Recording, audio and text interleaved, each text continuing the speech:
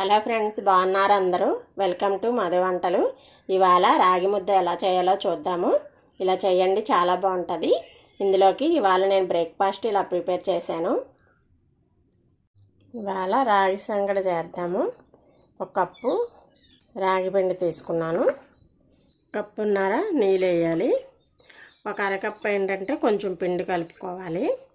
అందుకని ఈ నీళ్ళు ఉంచాను. ఈ నీళ్ళు మరగనిద్దాం. కొంచెం ఉప్పు. ఈ నీళ్ళల్లో 2 స్పూన్ల పిండేసి కలపాలి.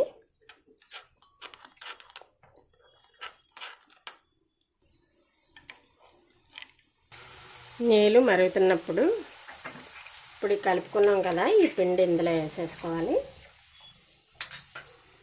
వేసుకొని ఇలా కలుపుకోవాలి. కలుపుకున్న తర్వాత ఇప్పుడు ఈ పిండి వేసేసుకోవాలి.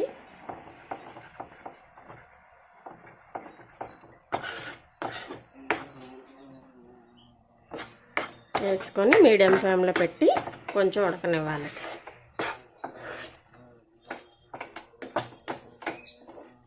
ఒక నిమిషం మూత పెడదాం.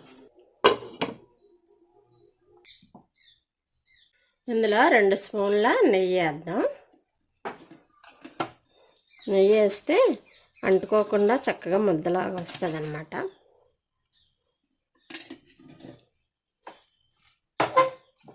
నెయ్యి కరిగిపోయింది. ఇప్పుడు ఇదంతా బాగా కలిపేసుకొని ఉండ చుట్టేసుకుంటే సాగిపోయింది.